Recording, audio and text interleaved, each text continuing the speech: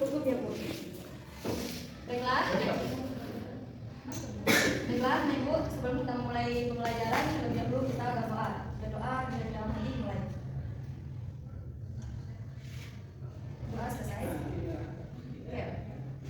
Siapa yang tidak? Silakan. Baik, Ananda, siapa yang tidak hadir pada hari ini? Banyak Bu, rata-rata sakit Bu. Di banyak yang hadir kan? Yang ada juga bukan kalau aku muslim. Ya, jadi ya. Baiklah.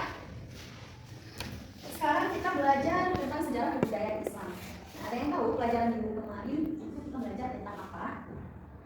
Sebenarnya kita belajar tentang bersuci Bu, ya. Tapi lebih banyak bercandanya Pak. Ya. Ya. Kemarin itu minggu kemarin kita belajar tentang sejarah kebudayaan Islam di luar negeri. Oh iya. Sejarah kebudayaan Islam. Jadi tidak ada yang tahu tentang itu Bu? Dakwah secara sendiri-sendiri sama dengan bukan. Itu pelajaran kita yang sekarang. Nah, pelajaran kita minggu kemarin yaitu tentang Khulafaur Rasyidin. Nah, yang dijelaskan oleh Bapak kita Pak Adensya. Nah, sekarang berdua dengan Ibu kita akan mempelajari tentang cara dakwah Nabi Muhammad SAW. Ibu pun gantinya. Enggak, itu lagi sakit gantinya sama Bapak. Sekarang Pak besok mana sakit? Bapak itu Sakit. Bapak itu materi belajar materi lain. Sebenarnya gantian ada. Enggak, itu cuma kan dulu. Iya. Boleh.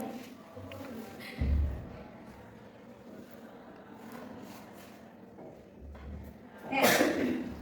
Jadi kita akan belajar tentang dakwah Nabi Muhammad SAW. Sebelum kita beranjak ke materi kita yang sekarang, kita akan membahas sedikit tentang Khulafaur Rasyidin. Nah, Khulafaur Rasyidin ini ada 4 nabi. Nah, ada yang ingat? Silakan angkat tangan. Jangan angkat kaki. Oke, silakan ada yang lagi. Bukan Pak Nabi, Pak sahabat. Oh iya, sahabat dari Nabi Muhammad SAW. Oke, yang pertama itu ada Sayyidina Abu Bakar Siddiq radhiyallahu anhu, kemudian itu ada Umar bin Khattab radhiyallahu anhu, dan ketiga ada Utsman bin Affan, ya, dan juga keempat ada Sayyidina Ali bin Abi Thalib. Ya, benar sekali. Jadi ada 4 sahabat Nabi, yaitu disebut dengan Khulafaur Rasyidin. Nah, kenapa disebut dengan Khulafaur Rasyidin? Nabi yang 4 tersebut tadi yang dikatakan oleh Ananda Nabi tadi, bahwasanya Khulafaur Rasyidin itu adalah sahabat Nabi khusus yang memiliki kekhususannya masing-masing. Ya, mulai dari cara memerangi palsu dan keistimewaan yang lainnya. Baik, sekarang kita akan beranjak kepada materi kita yang sekarang, yaitu dakwah Nabi Muhammad SAW. Kita akan memfokuskan kepada cara-cara dakwah yang dilakukan oleh Nabi. Nah, yang pertama kita akan membahas tentang dakwah Nabi secara sembunyi-sembunyi.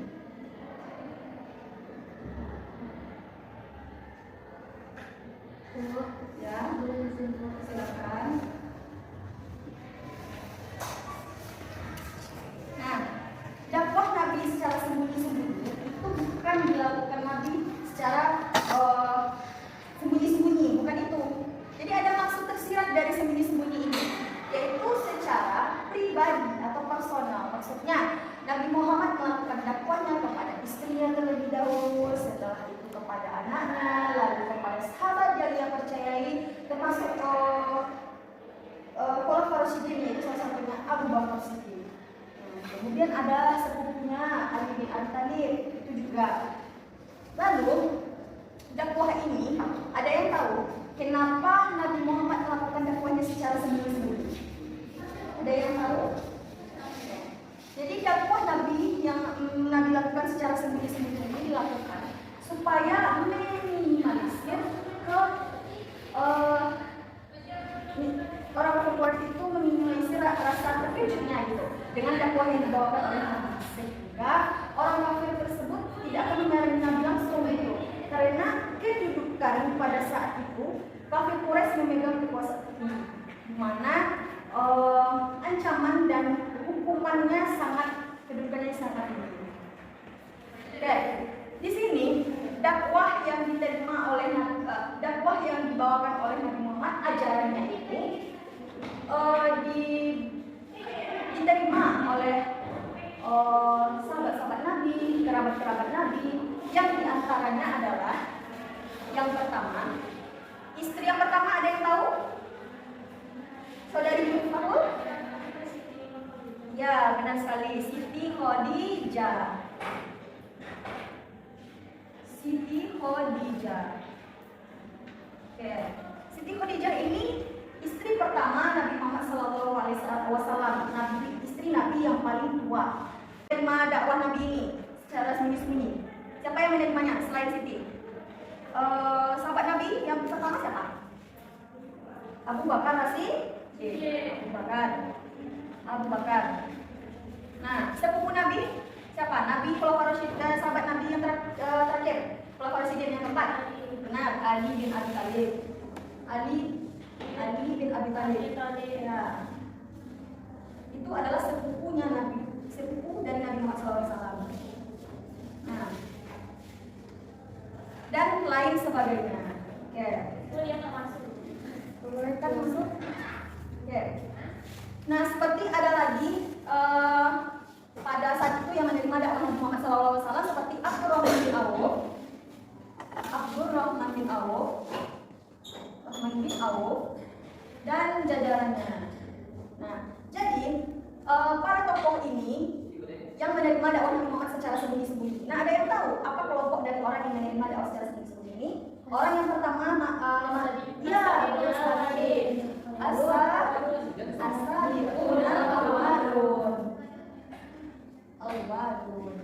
Benar sekali. Nah, jadi golongan inilah yang pertama masuk Islam, yaitu dikenal dengan As-Sabiqun al-Awwalun. Nah, setelah Nabi selesai misinya melakukan dakwahnya secara sembunyi-sembunyi, maka Allah mendatangkan firman-Nya bahwasanya Nabi Muhammad harus melakukan dakwahnya secara terang-terangan. Nah, sekarang kita lanjut kepada yang kedua, ada dakwah secara terang-terangan.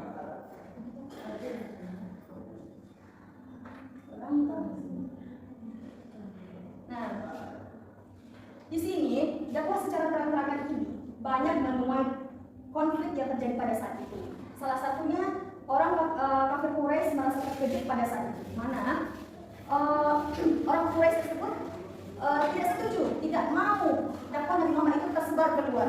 Nah, makanya cara orang kafir Quraisy itu dengan melakukan mendekatkan diri kepada pamannya, yaitu Al-Talib. Ya. Setelah itu Nabi Muhammad melakukan dakwahnya, tidak mau berhenti terus-menerus. Lalu Nabi Muhammad mengumpulkan semua orang dan mengatakan bahwa kalian semua harus bertauhid dan percaya pada akhirnya hari akhirat. Nah, kemudian angkatlah suaranya Abu Talib, Abu Lahab ya. Nah, Abu Lahab akan bicara, katanya, terkutuklah kamu Muhammad, celakalah kamu, saya tidak mau menerima, gara-gara inilah kamu mengumpulkan kami. Lalu turunlah surat Al-Lahab. Anak-anak itu sudah tahu kan surat Al-Lahab.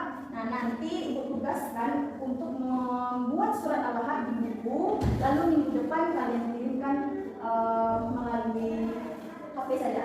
Kirim foto, lalu masukkan ke dalam PDF dan kirimkan sama ibu. Minggu depan siapa yang tidak mengumpulkan akan ada sanksinya. Paham? Oke. Baiklah, mungkin sampai di situ pembelajaran kita pada hari ini. Pelajarannya adalah kita sebagai manusia harus melakukan dakwah, bukan Nabi saja, kita bisa melakukan dakwah tersebut. Sehingga orang salah pun wajib kita nasihati, baik itu adik, baik itu kakak, siapa